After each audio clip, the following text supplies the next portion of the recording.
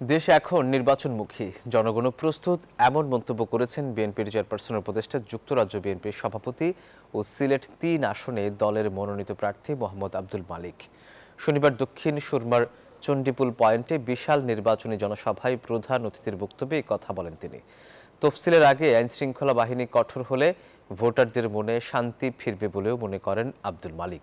আশা প্রকাশ করেন ত্রয়োদশ নির্বাচনে লাখো মানুষের ভোটে বিএনপি জয়ী হবে। হাজী শাহাবুদ্দিনের সভাপতিত্বে ও বজলুর রহমান ফয়েজের পরিচালনায় সভায় আরও বক্তব্য রাখেন সিলেট জেলা বিএনপির সাবেক আহ্বায়ক কামরুল হুদা জয়গিরদার, সভাপতি গোলাম রব্বানী সহ অনেকেই। এই নির্বাচনটা ভেরি ক্রুশিয়াল। সেনাবাহিনী এখন থেকেই তফসিল ঘোষণার আগ থেকেই যদি তারে আরও বেশি করে মাঠে থাকেন তাহলে অর্ডিনারি ভোটারদের জন্য রিল্যাক্স হয়। এই নির্বাচনে আমরা বিশ্বাস করি বিএনপি উইন করবে, ধানের শীষ উইন করে বিএনপি সরকার গঠন করবে।